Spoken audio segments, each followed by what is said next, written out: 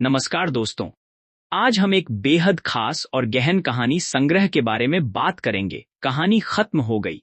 हिंदी साहित्य के महान लेखक आचार्य चतुरसेन शास्त्री की प्रसिद्ध कहानियों का संग्रह। यह पुस्तक किसी एक कथा का नाम नहीं है, बल्कि आचार्य चतुरसेन शास्त्री की श्रेष्ठ 24 कहानियों का समाहार है, जो जीवन, संघर्ष, मानवीय भावनाओं और सामाजिक विषयों को शानदार रूप से दर्शाती हैं। चाय पाने में देर हो रही थी और मेरा मिजाज गर्म होता जा रहा था।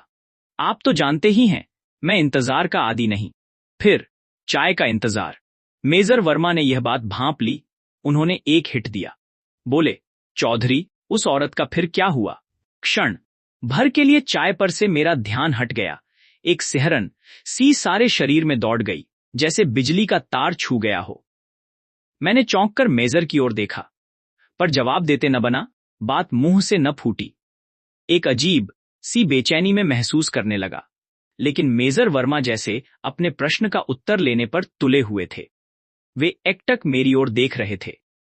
प्रश्न का मेरे ऊपर जो असर हुआ था, उसे मित्र मंडली ने भी भांप लिया। वे लोग अपनी गपशप में लगे थे, पर विंग कमांडर भारद्वाज ने हंसकर कहा, कौन औरत भई? उसमें हमारा भी शेयर है। भारद्वाज की हंसी में न मैंने साथ दिया न मेजर वर्मा ने। वर्मा की उत्सुकता उनकी आंखों से प्रकट हो रही थी। मैं उनकी आंखों से आंख न मिला सका। आप ही मेरी आंखें नीचे को झुक गईं। मैंने धीरे से कहा, मर गई। मेजर की छाती में जैसे किसी ने घूसा मारा।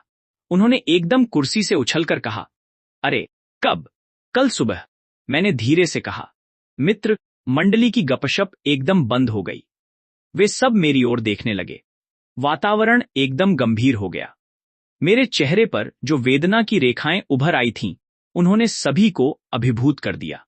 सबसे अधिक फील किया मिसेज शर्मा ने। उन्होंने मेरी ओर खिसक कर अपने नंगे कंधे मेरे कंधों से छुपा दिए। फिर धीरे से पूछा, कौन थी? थी एक गहरी सांस लेकर मैंने कहा, क्या बीमार थी? बीमार कोई और था, लेकिन मर गई वह। मेरा जवाब असाधारण था और मैं एकाएक उत्तेजित और असंयत हो उठा था। मेजर भी जैसे मेरे जवाब से जड़ बन गए थे। इसी से इस औरत के संबंध में सभी की जिज्ञासा जाग गई। वेटर कब चाय रख गया, इसका ज्ञान भी हम में से किसी को नहीं हुआ। भारद्वाज ने कहा, यह तो कोई बहुत ही सीरियस केस मालूम पड़ता है। मेजर वर्मा ने बीच ही में बात पकड़ ली। उन्होंने कहा, सीरियस होने में क्या शक है, लेकिन हुआ क्या? क्या पूरा ही किस्सा सुना दूं? मैंने कुछ दर्द भरे स्वर में कहा। मेरे कहने का ढंग शायद कुछ प्रभावशाली था। सभी मेरे मुंह की ओर देखने लगे। भारद्वाज ने कहा, जरूर जरूर, पूरा ही किस्सा सुनाइए। मिसेज शर्मा ने चाय का प्याला तैयार किया, मेरी ओर बढ़ाया, कहा, लीजिए, एक सिप लीजिए। मैंने 2 सिप लिए और प्याला एक और टेबल पर रख दिया। फिर मैंने कहा, आप लोग समझते होंगे, ज्यादातर ट्रेजेडी शहरों में होती है, क्योंकि वहां संघर्ष है, दिमाग है, कानून है, रुपया है, शान है। सब चुपचाप सुनते रहे। मैं आगे क्या कहना चाहता हूं, इसी पर सबका ध्यान केंद्रित था। मैंने कहा, लेकिन हमारे देहातों में भी कभी ऐसी ट्रेजेडी हो जाती है जो मनुष्यता और सभ्यता को एक करारा चैलेंज देती है। वहां रुपया नहीं है, दिमाग नहीं है, कानून नहीं है, शान नहीं है, केवल दिल है। कमांडर भारद्वाज उछल पड़े, जोर जोर से बोले, अरे यार, तो यह कोई दिल वाला मामला है। तब मैं जरूर सुनूंगा। उन्होंने सिगरेट का एक गहरा कश जलिया। भारद्वाज का यह गुंडा जैसा टोन मुझे पसंद न आया। वास्तव में मेरा मूड कुछ दूसरा ही था। मैंने एक व्यंग्यबाण छोड़ा, कहा, क्यों नहीं, माप दिलफेंक जो ठहरे। पर यह कहानी दिलवालों की है। दिलवाले भी बैठे हैं। और एक सिप चाका लिया। फिर मेजर वर्मा की ओर मुखातिब होकर कहा, आपने तो उसे पुलिस की हिरासत में ही देखा था ना? मेजर ने कहा, जी हां। ओह, उस दिल हिला देने वाले वाकये को तो मैं जिंदगी भर नहीं भूल सकता। खासकर वह घटना जब पुलिस के अफसर ने तरबूज की मिसाल देकर वह झोला मेरे सामने उलट दिया था। तोबा तोबा।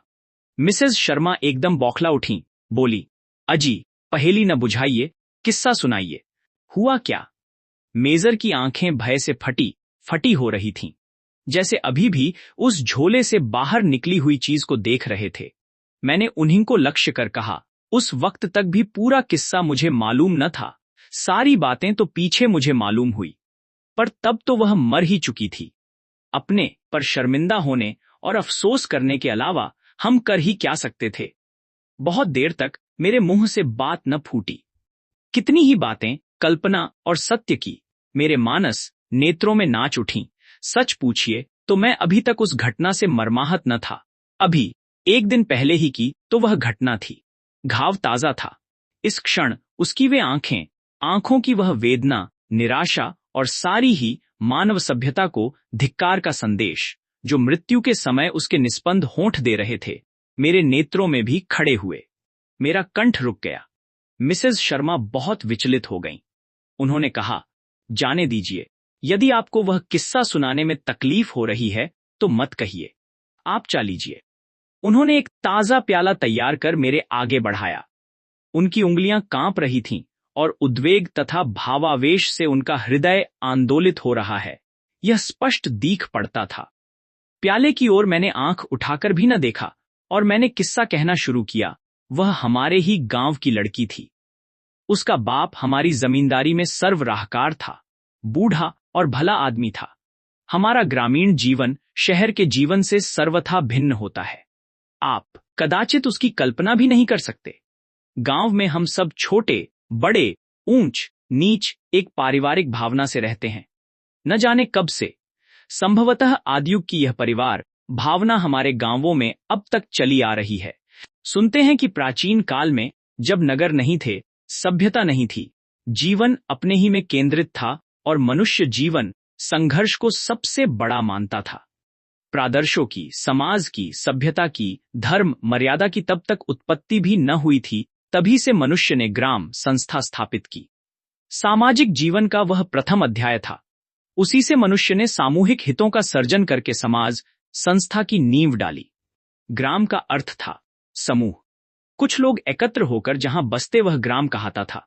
आवश्यक नहीं था कि यह ग्रामवास स्थायी हो, वह तो चलग्राम था। ग्राम का अर्थ स्थान सूचक न था, समूह सूचक था। अतः उस काल मनुष्यों के ये ग्राम जीवन यापन के संघर्ष से प्रताड़ित घूमा करते थे, यहां से वहां, वहां से यहां। परिस्थितियों ने उनमें सामूहिक हितों की सृष्टि कर दी। सुख, दुख, लाभ, हानि सभी में उनके स्वार्थ एकत्र हो गए और एक ग्राम समूह, एक परिवार की भांति रहने लगा। इस परिवार में जाति भेद को स्थान न था। सब वृद्ध पितृतुल्य थे, सब वृद्धाएं माता और सब युवक युवतियां परस्पर भाई बहन। उनका सबका एक ग्राम था, एक गोत्र था। गोत्र का अर्थ था चरागाह, जहां उनके पशु चरते थे। एक ग्राम का परिचय दूसरे ग्राम के मनुष्यों से इसी ग्राम गोत्र के द्वारा होता था। प्रत्येक ग्राम और गोत्र का एक कुलपति होता था। उसी के नाम से वह ग्राम गोत्र प्रसिद्ध होता था। शताब्दियां बीती, सहस्राब्दियां बीती, नगर बसे, सभ्यता का विकास हुआ, जीवन के आदर्श बदले, क्रम बदला, समाज बदला, बदलता चला गया। गांवों में भी यह परिवर्तन पहुंचा। सहस्राब्दियों के प्रभाव से गांव भला अछूते कैसे रह सकते थे। अब गांव स्थान के अर्थ में था, समूह के अर्थ में नहीं। अब लोगों की बस्ती को गांव कहते थे। समाज में अनेक जातियां हो गई थीं। गंगो गांव में भी अनेक जातियां बसती थीं। हिंदू थे, मुसलमान थे। हिंदुओं में भी ब्राह्मण थे, क्षत्रिय थे, जाट थे, अहीर थे, लुहार थे, भंगी थे, चमार थे, धोबी थे, नाई थे। समाज की व्यवस्था के अनुसार वे अपना अपना काम करते थे। गांवों में किसानों की ही बस्ती अधिक होती है। जो लोग किसान और किसानों के उपजीवी नहीं होते, वे शहरों में, कस्बों में बसते हैं। जो लोग वहां बसते हैं, उनकी वहां संपत्ति भी है। जमींदार हैं, किसान हैं, उनके खेत हैं, घरबार हैं, किसी के कम, किसी के अधिक। कोई रईस है, कोई अमीर। इस प्रकार समाज के संगठन का, व्यवस्था का, राजसत्ता का, कानून का, धर्म का, सभी का युगवर्ती प्रभाव गांवों पर पड़ा है। उनसे उनमें परिवर्तन भी पाया है। पर एक प्राचीनतम बात अभी तक गांवों में चली आ रही है, वह है परिवार भावना। गांव की बूढ़ी भंगन को भी गांव के ब्राह्मण की पतोहू सास कहकर पांव पड़ती है। गांव की प्रत्येक लड़की गांव के प्रत्येक लड़के की बहन और प्रत्येक प्रौढ़ की लड़की है। गांव में सब छोटे बड़ों का संबंध चाचा, ताऊ, भाई, भतीजा, देवर, भाभी, काकी, ताई आदि पारिवारिक संबंध हैं। यहाँ तक कि गांव की लड़की जिस दूसरे गांव में ब्याही जाती है, उस गांव का पानी भी न पीने वाले वृद्ध पुरुष अब भी गांवों में जीवित हैं। यह है हमारे गांवों की परिवार परंपरा, शताब्दियों सहस्राब्दियों से चली आती हुई। हाँ, तो मैं उस लड़की की बात कह रहा था। वह हमारे गांव की लड़की थी और हमारी जमींदारी की सर्वराहदार की बेटी थी। हमारा घर जमींदार का घर था। गांव के सारे ही स्त्री पुरुष हमारी रैयत, वे हमारे घर आते जाते रहते थे, स्त्रियां भी पुरुष भी, काम से भी और बेकाम से भी। बाहर पिताजी का दीवान खाना और भीतर जनाने में माताजी का कमरा आने जाने वाले स्त्री पुरुषों से भरा ही रहता था। हवेली हमारी बहुत भारी थी। 57 के गदर में अंग्रेज सरकार ने हमारे दादा को 21 गांव इनाम दिए थे और तभी हमारे दादा ने अपनी हवेली के लिए इतनी जगह घेर ली थी कि उसमें आधा गांव समा जाता था। सस्ते का जमाना था। राज बढ़ी उन दिनों 2-2.5 आना रोज मजदूरी लेते, मजदूर 1 आना। बड़े बड़े मेहराब, मोटी मोटी दीवारें, लंबे लंबे दालान भी आज भला बन सकते हैं? अब तो हम उनकी मरम्मत भी नहीं कर सकते। हवेली वीरान होती जा रही है। अब तो न हाथी, न घोड़े, न रथ, न बहली, इनके सब थान वीरान पड़े हैं। अब तो सिर्फ यह मोटर है और हम हैं। मैं असल बात से दूर होकर बहकता जा रहा था।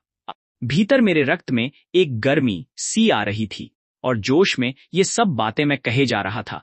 एकाएक मुझे ध्यान आया। असल मुद्दे की बात तो पीछे ही रह गई, परंतु सब सन्नाटा बांधे सुन रहे थे। सब जैसे किसी अतीत उदारचित्त वातावरण में पहुंच चुके थे। मैंने जरा रुककर कहना शुरू किया। उन दिनों मैं कॉलेज में लॉ का फाइनल दे रहा था। दशहरे की छुट्टियों में जब मैं घर पाया तो पहली बार उसे देखा कहना ठीक न होगा। मुझे कहना चाहिए, पहली बार मेरा ध्यान उसकी ओर गया। इससे पहले बहुत बार देख चुका था। रूखे बिखरे बाल, मैला मोटा प्रोढ़ना, पुराना घाघरा, नंगे धूल भरे पैर, पर रंग गोरा। लेकिन गांव में ऐसी बहुत लड़कियां थीं, राह वाह में, खेत में बहुधा मिल जाती थीं। मैं तो जमींदार का लड़का था, शहर में पढ़ता था, सूट बूट पहनकर ठसक से गांव में निकलता था। सो किसी लड़के की क्या मजाल जो मुझसे बात करे। मुझे देखते ही वे सहम कर पीछे हट जाते थे। जो समझदार होते थे वे सलाम करते थे। सयानी लड़कियां ओट में छिप जाती थीं, छोटी कौतुक से मुझे देखती थीं। इसी से इस लड़की पर भी पहले कभी मेरा ध्यान नहीं गया, पर इस बार की बात जुदा थी। मैं घर कोई 1.5 साल में आया था। पिछली गर्मी की छुट्टियों में यूनिवर्सिटी की टीम कश्मीर चली गई थी। मैं भी उसमें चला गया था, अतः छुट्टियों में घर नहीं आया था। घर में दशहरे की सफाई सजावट की धूम धाम थी। भाभियां घर सजाने में व्यस्त थीं और वह उनकी सहायता कर रही थी। अब उसके बाल बिखरे न थे, ठीक वालों की मांग निकली थी। कपड़े सलीके के शहरी ढंग के बारीक और बढ़िया थे। स्वस्थ तारुण्य उसकी एड़ियों में झांक रहा था। जीवन की ताजगी से वह लहलहा रही थी। जीवन में पहली ही बार किसी लड़की को मैंने ऐसी रुचि से देखा था। उसका चेहरा गुलाब के समान रंगीन और आंखें तारों के समान चमकीली थीं। वह हंसती नहीं थी, फूल बखेरती थी, चलती न थी, धरती को डगमग करती थी। मैं क्या कहन, मुझे एक ही क्षण में ऐसा प्रतीत हुआ कि जैसे 10-5 अंगीठियां मेरे अंग में धधक रही हैं और मैं तपकर लाल हो रहा हूं। आग की लपटें मेरी आंखों से निकलने लगीं और मैं वहां से लड़खड़ाता हुआ ऊपर कमरे में आकर औंधे मुंह पलंग पर पड़ रहा। मैंने समझा मुझे बुखार चढ़ गया है। इतना कहकर मैं जरा चुप हुआ। बीते हुए दिन एक एक करके मेरे नेत्रों में आने लगे, लेकिन कमांडर भार्गव बेचैन हो रहे थे। उन्होंने इत्मीनान से कुर्सी पर आसन जमाते हुए कहा, कहे जाओ दोस्त, मामला ठंडा मत होने दो। उन्होंने नई सिगरेट सुलगाई। मैंने आगे कहना प्रारंभ किया। वह मुझे देखकर लजाई थी, मुस्कराई थी, भाभी की ओट में छिप गई थी। छिपकर उसने फिर मुझे देखा था। वह सब देखना, मुस्कराना, छिपना, लजाना अब सिनेमा की तस्वीर की भांति अनेक बार, 100 बार, 1000 बार तेजी से मेरी आंखों में घूम रहे थे। मेरा सिर घूम रहा था, धरती आसमान भी सब शायद घूम रहे थे। बहुत देर तक मेरी यही हालत रही, पर फिर मुझे जरा सी नींद आ गई। जगने पर मेरा मन कुछ शांत था। मुझमें समझ आ गई थी। अभी हृदय मेरा कोरा था, तारुण्य मेरा निर्दोष था। इस प्रथम विकार पर मुझे लज्जा आई। मुझे लगा, यह खराब बात है। गांव की सभी बहू, बेटियां मेरी बहनें हैं। पिताजी ने कई बार यह कहा है, हम जमींदार हैं, इससे और भी हमारा गौरव बढ़ जाता है। मुझे ऐसा न सोचना चाहिए। यह मेरी प्रतिष्ठा, मर्यादा के सर्वथा विपरीत है। मैं मन ही मन अपने को धिक्कारने लगा और एक बारगी ही उसे मन से निकाल फेंका। लेकिन कहां, पलंग से उठते ही मैं खिड़की में आ खड़ा हुआ और नीचे प्रांगण में चारों ओर देखने लगा, जैसे कुछ खो गया हो। किसे भला? ये मैंने अपने मन से पूछा, और जब मन ने कहा, उसी को तो मैं अपने पर बहुत झुंझलाया। वैसे ही कमीज पहने मैं नीचे उतरा और सीधा बाग की तरफ चल दिया। देर तक बाग में और नहर की पटरी पर फिरता रहा। माली से बातें की। मुझे प्रसन्नता हुई कि वह तूफान खत्म हो गया। अब उसकी कभी याद न करूंगा। वाहियात बात पर रात को बहुत देर तक नींद न आई। उसका वह मुस्कराना, लजाकर भाभी की ओट में छिपकर देखना। वाहियात, वाहियात, ये सब खुराफात, गंदी बातें हैं। भला इनसे मुझे क्या सरोकार? लेकिन नींद नहीं आ रही थी। मैंने एक मोटी सी कानून की किताब उठा ली और एक कठिन कानूनी नुक्ते पर कुछ रूलिंग्स पढ़ने लगा। लेकिन वहां तो प्रत्येक अक्षर की ओट से वह झांक रही थी, मुस्करा रही थी। धुत! भारद्वाज जोर से हंस पड़े। मैंने कहा, ठीक है, आप हंस सकते हैं। मेरे दुष्चरित्र और दुराचार का यह प्रमाण जो आपको मिल गया। मैं चुप हो गया और मैंने आंखें बंद कर लीं। लेकिन वही तरबूज। एक प्रकार से मैं चीख उठा। मेजर वर्मा ने कहा, रहने दीजिए, बाकी कहानी फिर कभी सुन ली जाएगी। अभी आपकी तबीयत दुरुस्त नहीं है। लेकिन मैंने कहना प्रारंभ कर दिया। दूसरे दिन मैंने उसे नहीं देखा। यह नहीं कह सकता कि देखना नहीं चाहा, पर मैंने अपने मन को रोकने में कोई कसर नहीं रखी। पर बेकार, उसकी छिपी हुई नजरें झांकती ही रहीं, उसके होंठ मुस्कराते ही रहे। मैंने सुना उसकी सगाई हो गई है और इसी साहलग में उसका ब्याह होगा। दशहरे के दिन मेरा तिलक चढ़ा। बहुत धूमधाम हुई। गाजे, बाजे, जश्न दावत, कहां तक कहूं। पिता का सबसे छोटा बेटा था। वे सबसे अधिक मुझको प्यार करते थे। भीड़ भाड़ में एक होकर मैंने देखा। हर बार मुझे प्रतीत हुआ वह मुझको देख रही है। छुट्टियां समाप्त होने पर मैं हॉस्टल में लौट आया। धीरे धीरे वह उन्माद बीत गया। स्मृति अवश्य बनी रही, वह भी धुंधली होते होते छिप गई। अगले वर्ष मेरी शादी हुई। सुषमा ने आकर मेरे जीवन को एक नया मोड़ दिया। सुषमा जैसी पत्नी पाकर मैं कृतार्थ हो गया। वह जैसी सुशिक्षिता है, वैसी ही शीलवती, परिश्रमी और हंसमुख स्वभाव की है। उसके प्रेम, सेवा और विनय से मैं उसमें लीन हो गया। उस लड़की की याद करके और अपनी हिमाकत का विचार करके कभी कभी मुझे हंसी आ जाती थी, पर कभी मैंने किसी से अपने मन का यह कलुष कहा नहीं। परीक्षा पास करके मैं घर पर रहकर जमींदारी की देखभाल करने लगा। खेती और बागबानी का मुझे शौक था। उसमें मैंने मन लगाया। बड़े भाई डिप्टी कलेक्टर होकर बिहार चले गए थे। पिताजी का स्वर्गवास हो गया। मंझले भाई भी केंद्र के शिक्षा विभाग में अंडर सेक्रेटरी हो गए। घर पर केवल मैं अकेला रह गया। दिन बीतते चले गए। 3 बरस बीत गए और ईश्वर की कृपा से सुषमा की कोख भरी। मेरे आनंद का ठिकाना न रहा। एक दिन बूढ़े सरवराहकार रोते हुए मेरे पास आए। चौवारे आंसू बहाते हुए उन्होंने कहा, बर्बाद हो गया छोटे सरकार, लुट गया। लड़की मेरी विधवा हो गई, उसकी तकदीर फूट गई। मेरी इकलौती बेटी थी सरकार, उसे बेटा बनाकर पाला था। उस पर यह गाज गिरी। बूढ़ा बहुत देर तक रोता रहा। यद्यपि वे सब बातें मैं भूल चुका था, पर स्मृति के चिन्ह तो बाकी ही थे। सुनकर मुझे दुख हुआ। बूढ़े को तसल्ली दी, और जब वह चला गया, एक बूंद प्रांसू मेरी आंख से भी टपक पड़ा। वाहियात बात थी, लेकिन मन का सच्चा तो सदा से हूं। मेरा मन द्रवित हो गया। बूढ़े ने कहा था कि वह उसे यहां ले आया है, तब एक बार उसे देखने की भी लालसा हो गई। पर वह सब बात मन की थी, मन में रही। महीनों बीत गए। कभी कभी उसका ध्यान आता, दया आती, पर कुछ विशेष आकर्षण न था। सुषमा धीरे धीरे कमजोर और पीली पड़ती जा रही थी। मुझे उसकी चिंता थी। ज्यों ज्यों डिलीवरी का समय निकट आ रहा था, मेरी उद्विग्नता बढ़ती जाती थी। इन सब कारणों से मैं उस बिचारी विधवा को भूल ही गया। सुषमा के प्यार ने मुझे अभिभूत कर लिया था। सुषमा मेरे जीवन का आधार थी, और अब मैं इस प्रकार के विचारों को भी मन में रखना पाप समझता था।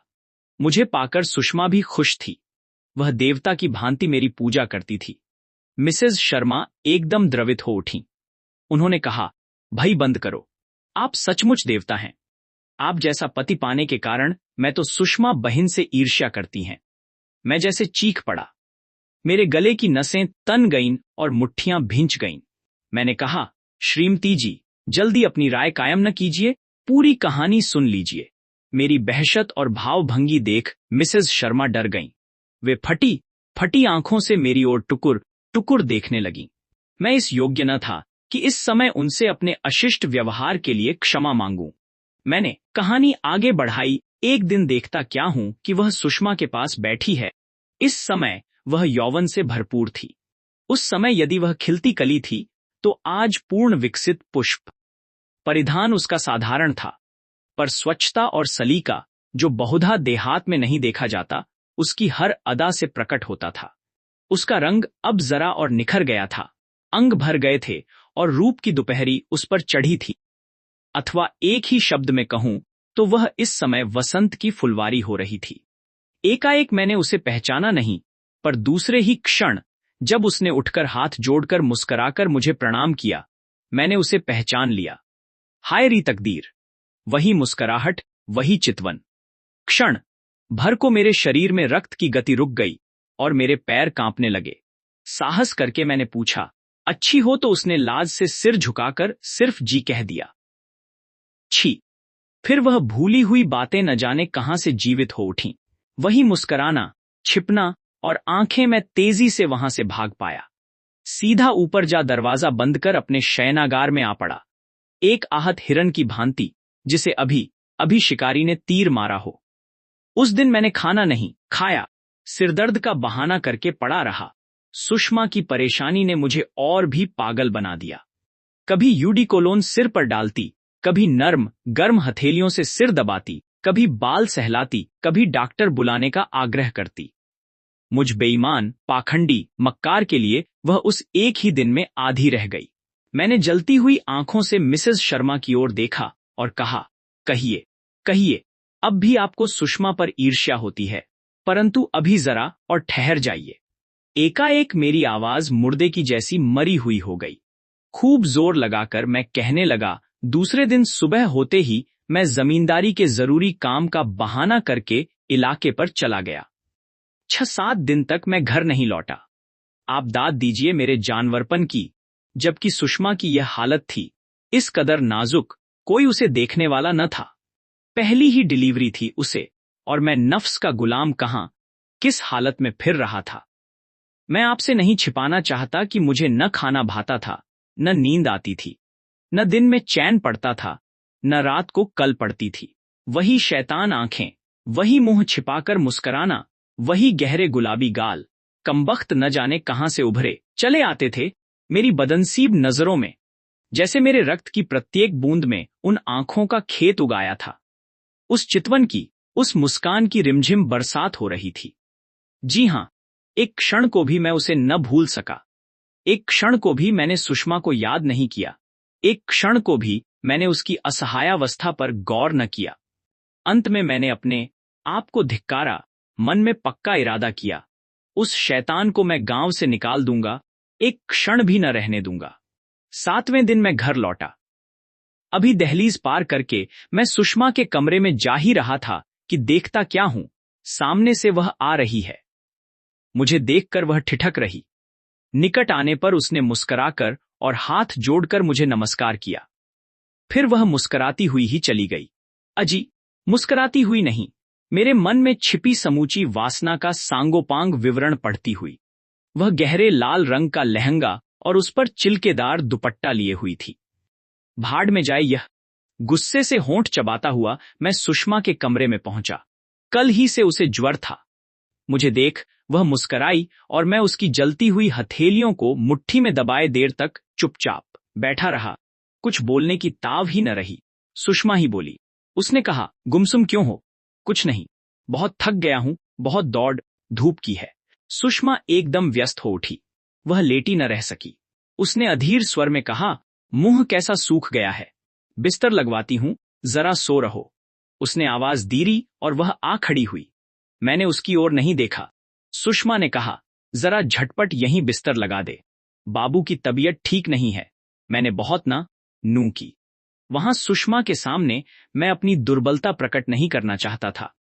मैंने कहा, नहीं, नहीं, ऐसा ही है तो मैं ऊपर अपने कमरे में जा सोऊंगा। मगर तुम आराम करो, तुम्हें ज्वर है। पर उस साध्वी पतिप्राणा को अपने ज्वर की क्या चिंता थी, या उसे उस पाखंडी के मन का ही हाल मालूम था। उसने कहा, तो जा बहिन, ऊपर ही जाकर बिस्तर लगा दे। मेरा निषेध सुषमा ने माना नहीं, उसे भेज दिया। मैं जड़ बना वहीं बैठा रहा। वह लौट कर आई। उसी तरह मुस्कराकर उसने कहा, भैयाजी का बिछौना बिछा है। भैयाजी, यह शब्द जैसे बंदूक की गोली की भांति मेरे मस्तिष्क में घुस गया। लेकिन मुझे तो गांव की सभी लड़कियां भैयाजी ही कहती हैं। वही गांव का प्राचीन पारिवारिक संबंध। परंतु इस समय तो यह शब्द मेरे मुंह पर एक तमाचा था। मैं वहां न ठहर सका। तेजी से उठकर ऊपर अपने कमरे में बिस्तर पर आ पड़ा। कमरे की चटखनी भीतर से चढ़ा ली। मैं कह नहीं सकता। बहुत देर तक मैं सोता रहा। जब उठा तो शाम हो चुकी थी। उठकर मैं सीधा सुषमा के पास जा बैठा। क्षण भर बाद ही वह चा लेकर आई। चा टेबल पर रखकर चली गई। सुषमा जानती थी कि मैं इंतजार नहीं कर सकता, खासकर चाय का। पर यह बात क्या वह भी जानती है? उसके जाने के बाद मैंने सुषमा से कहा, क्या इसे तुमने नौकर रख लिया है? उसने हंसकर कहा, नहीं, नहीं, बहुत अच्छी लड़की है। मुझे अकेली और बीमार देखा तो आप ही मेरे पास आ गई। तभी से घर के काम काज में जुटी है। तुम्हारे जाने के बाद से रोज ही दिन भर यहीं रहती रही है। कितना सहारा मिला मुझे इससे। तुम्हारे ऊपर जाने के बाद ही मैंने इससे कह दिया था कि तुम चा का इंतजार नहीं कर सकते।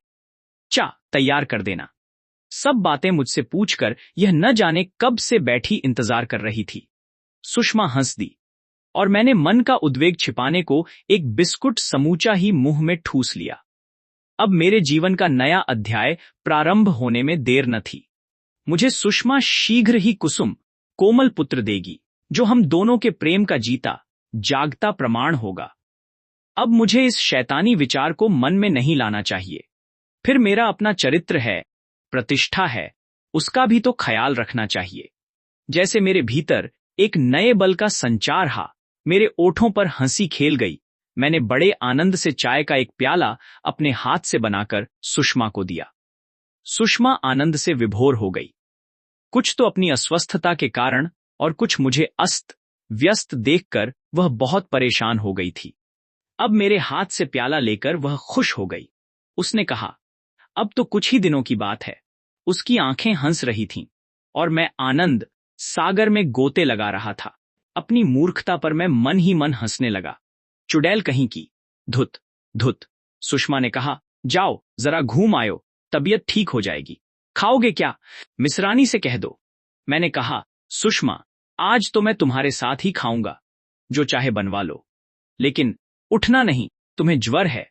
जरा शरीर का ध्यान रखो। स्त्रियां कितनी भावुक और कोमल होती हैं। मेरी इतनी ही सी बात पर सुषमा गदगद हो गई और मैं अपने को 30 मारखां समझने लगा था। अपनी समझ में तो मैंने मन का सारा ही मैल धो डाला था। अब तो दिल में कहीं किसी कोने में भी न वह हंसी थी, न चितवन। इसे कहते हैं मार पर विजय। मदनदहन शिव ने इसी भांति किया था। बुद्ध ने भी मार पर इसी भांति विजय पाई थी। मैं कपड़े बदलकर ज्यों ही सीढ़ियों से उतरा, देखता क्या हूं, वह सुषमा के लिए एक कटोरा दूध लेकर उसके कमरे में जा रही है। मैंने मन में कहा, इसकी ओर देखना ही न चाहिए। मैं आंखें नीची किए 10 कदम बढ़ गया। वह भी उसी भांति आंखें नीची किए आगे बढ़ गई। लेकिन न जाने क्यों मैंने ठिठ कर मुंह फेरकर उसकी ओर देखा। छी छी, वह भी मुंह फेरकर मेरी ओर देख रही थी। मुझे उचटकर देखते देख वह चल दी। गुस्से से मेरा शरीर कांपने लगा और मैं तीर की भांति वहां से बाहर निकल गया। कमांडर भारद्वाज जब्त न कर सके, ठठाकर हंस पड़े। बोले, यह गुस्सा किस पर था, उस पर या अपने पर? क्षण भर को सभी के चेहरों पर मुस्कान दौड़ गई, पर मिसेस शर्मा बहुत गंभीर थीं। मेरे ऊपर घड़ों पानी गिर गया, मेरी वाणी रुक गई। बहुत देर तक कोई न बोला। मेजर वर्मा एकाएक बहुत उत्तेजित हो उठे। वे कुर्सी से उछलकर खड़े हो गए। हाथ की सिगरेट उन्होंने फेंक दी और तेज नजर से मेरी ओर ताकने लगे। मैं समझ गया, मेजर वर्मा कहानी के दूसरे छोर तक पहुंच चुके हैं, और अक उनके मस्तिष्क में वह तरबूज मेरे होंठ नीले पड़ गए और आंखें पथरा गई।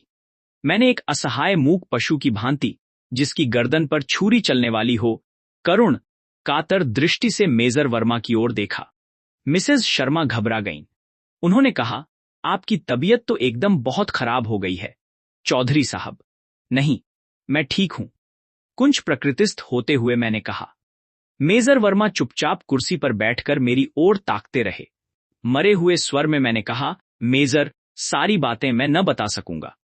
आप और ये सब सज्जन मुझे क्षमा करें। डिलीवरी की खटपट में मैं फंस गया। सुषमा बहुत बीमार हो गई थी, उसे मसूरी ले जाना पड़ा। पुत्र जन्म का उत्सव धूमधाम शोर गुल बाजे गाजे से हुआ। ये सब बातें क्या कहूं। 4-5 महीने इन सब बातों को बीत गए। एक दिन शाम को जब मैं घूमकर लौट रहा था, गांव की जनशून्य राह पर मैंने देखा, चादर में लिपटा कोई खड़ा है। वही थी, और मेरी ही प्रतीक्षा में खड़ी थी। निकट पहुंचने पर उसने कहा, बड़ी देर से खड़ी हूं, जरा उधर चलिए, मुझे आपसे कुछ कहना है। सच पूछिए तो मैं अब उससे सचमुच ही कतराने लगा था। वह नशा तो काफूर हो चुका था, और इधर महीनों से उससे मुलाकात ही नहीं हुई थी। मेरी बिल्कुल इच्छा नहीं थी कि मुझे एकांत में उससे बात करते कोई देख ले, पर मैं उसका अनुरोध न टाल सका। मैंने कहा, क्या बहुत जरूरी बात है? उसकी आंखें भर आई। उसने धीरे से कहा, जी हां। और जब हम रास्ते से हटकर उस बड़े बरगद की छाह में गए, तब चारों ओर अंधेरा फैल चुका था। उसने एक ही वाक्य में वह बात कह दी। सुनकर मैं ठंडा पड़ गया। मेरे मुंह से बात न निकली। बहुत देर वह मेरे उत्तर की प्रतीक्षा करती रही। फिर उसने धीरे से कहा, आपको मैं न किसी झंझट में डालना चाहती हूं, न आप पर मैं कोई बोझ लादना चाहती हूं। सब कुछ मैं स्वयं भुगत लूंगी। परंतु पिताजी का देहांत हो चुका। मेरा अब पृथ्वी पर कोई नहीं है। आप गांव के राजा हैं, रियाया के माई बाप हैं। मैं और किसी अधिकार की बात नहीं कहती, किसी बदनामी के भय से आप डरे नहीं। मर जाऊंगी, पर आपका नाम न लूंगी। परंतु मैं औरत हूं, असहाय हूं, मेरा कोई हमदर्द नहीं। आप ही अब मुझे राह बताइए। मैं शर्म से गड़ा जा रहा था। समझ रहा था कि यह औरत मुझे कितना कायर समझ रही है। यह कुछ झूठ भी न था। मैंने अंत में कहा, मुझसे तुम क्या चाहती हो? मैं तुम्हारे लिए क्या कर सकता हूं? आखिर मैं एक इज्जतदार आदमी हूं। तुम्हें यह सोचना चाहिए। सोचकर ही तो कह रही हूं। क्या तुम कुछ रुपया पैसा चाहती हो? नहीं। तब क्या चाहती हो? अपनी इज्जत बचाना। आप राजा रईस हैं, मैं गरीब, अनाथ, विधवा, रांड स्त्री हूं। जिस परिस्थिति में मैं फंस गई हूं, उसके लिए मैं अकेले आपको जिम्मेवार नहीं ठहरा सकती। दुर्बलता मेरी भी थी। फिर मैं तुच्छ स्त्री हूं। सभी भोग मैं भोग लूंगी, पर इज्जत आबरू मेरी भी है। मेरे पिता आपके एक ईमानदार सेवक थे। मैं आपके गांव की बेटी हूं। मेरी बदनामी गांव की बदनामी है। वह मैं न होने दूंगी। इसमें आप मेरी मदद कीजिए। लेकिन कैसी मदद? रुपया पैसा तो तुम चाहती ही नहीं। जी नहीं। तब मैं क्या करूं? गांव के किसी इज्जतदार गरीब ठाकुर से मेरा ब्याह करा दीजिए। इज्जतदार ठाकुर क्यों ब्याह करने को राजी होगा? आप कहेंगे तो होगा। मेरा सहारा हो जाएगा। मेरा कलंक ढका रह जाएगा, और मैं अपनी सेवा से उसे प्रसन्न कर लूंगी। अब आप मेरे दिल की बात भी सुन लीजिए। मेरे आंखों में अब मेरे पुत्र का निर्मल हास्य खेल रहा था। सुषमा प्रसव के बाद मसूरी से लौटने पर अधिक आकर्षक हो गई थी। मैं अपनी लंपट वृत्ति पर खींच रहा था। न जाने मुझे क्या हो गया था उस समय। यही मैं सोचता रहता था। और अब वह आग तो सर्वथा बुझ चुकी थी, पर उससे जलकर जो फफोला पड़ गया था, वह इतना भारी जंजाल हो उठेगा, यह मैंने कभी न सोचा था। और अब मुझे इस औरत में कोई दिलचस्पी भी न थी। इससे सब भांति पीछा छुड़ाने और भविष्य में अपने दाम्पत्य का पूरा आनंद लेने को मैं बेचैन था। कुछ रुपए पैसे की बात होती तो मैं उसे दे देता, पर उसका ब्याह रचाना, यह तो एक नया सिरदर्द था। अब भला मैं किसको कहूं, कैसे कहूं? सुनकर कोई क्या समझेगा, क्या कहेगा? इन्हीं सब बातों पर मैं देर तक विचार करता रहा। कुछ देर बाद मैंने धीमे स्वर में कहा, क्या तुमने किसी आदमी को पसंद किया है? नहीं, पसंद नापसंद की बात ही नहीं है। मुझे आप काना, अंधा, बहरा, कोढ़ी, अपाहिज, बूढ़ा किसी के पल्ले बांध दीजिए, उज्र न होगा। बस मेरी लाज ढकी रह जाए, मेरे पिता का कुल न कलंकित हो। उस समय मैं उस एकांत में उससे अधिक बात करने को सर्वथा अनिच्छुक था। मैंने केवल टालने की दृष्टि से कह दिया, अच्छा देखूंगा। मैं चलने लगा। उसने कहा, जरा रुकिए, एक बात और है। क्या? वह कल गढ़ी में आकर सबके सामने कहूंगी, यहां कहना ठीक नहीं है। अच्छा कहकर मैं चल दिया। दूसरे दिन पहर दिन चढ़े वह गढ़ी में आई, पाकर सीधी कचहरी में जाकर दीवान जी के पास जा खड़ी हुई। उसने कहा, छोटे सरकार से अर्ज करने आई हूं। दीवान जी उसे मेरे पास ले आए।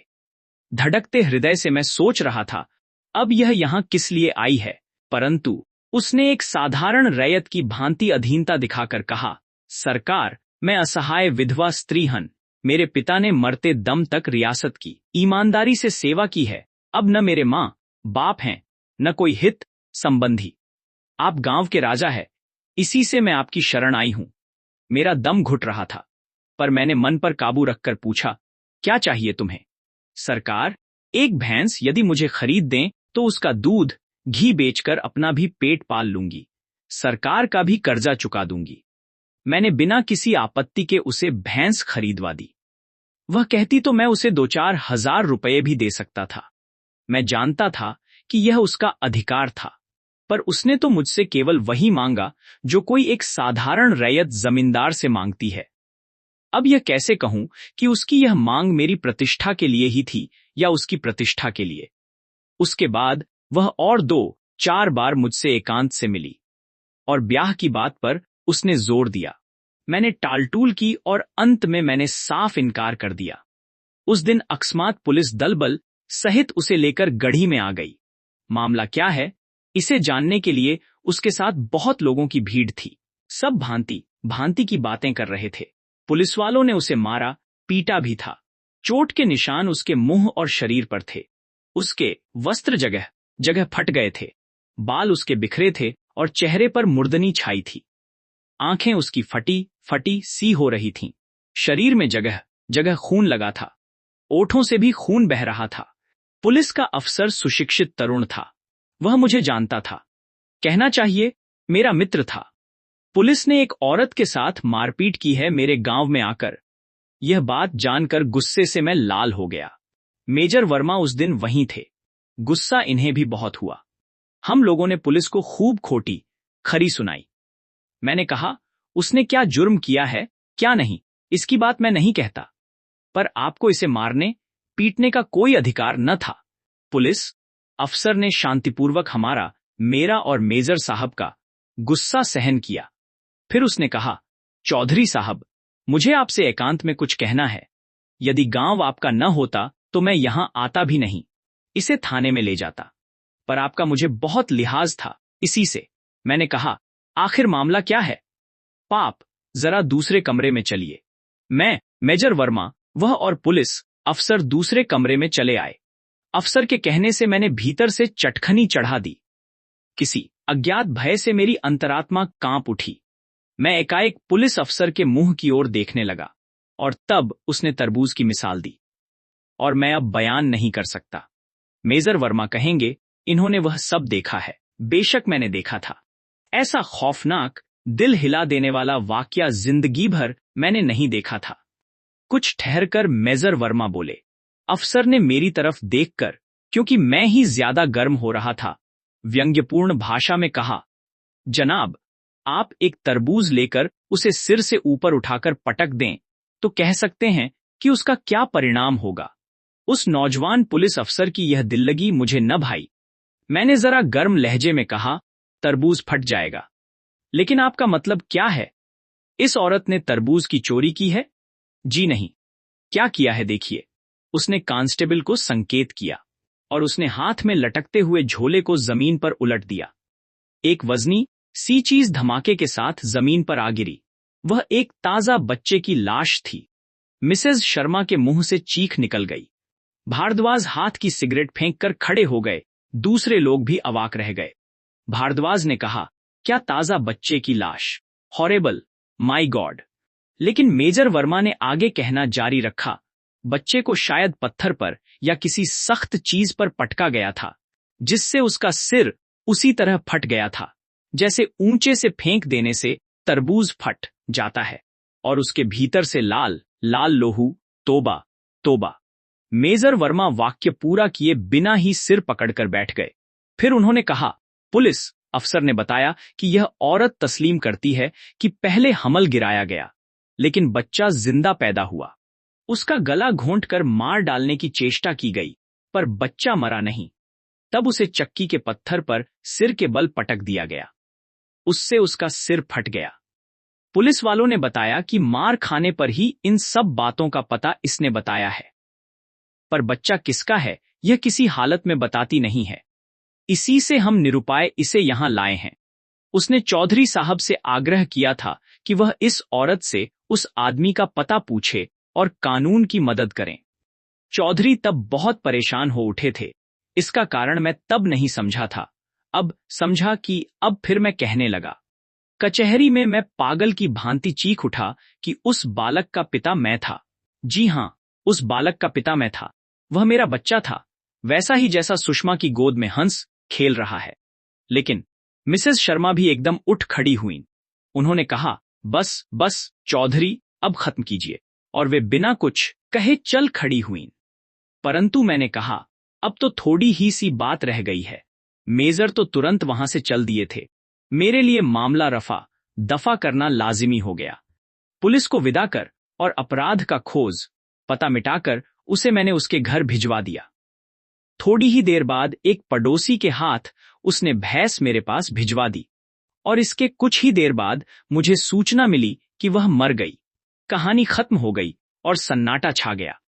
चाय प्यालों में भरी हई ठंडी हो गई थी, पर किसी ने उसे छुआ भी नहीं। एक एक करके चुपचाप सब लोग उठकर चल दिए। मुझे प्रतीत हुआ जैसे एक लानत की नजर मेरे ऊपर फेंक कर। मैं खामोश बैठा था। मेरा सिर घूम रहा था।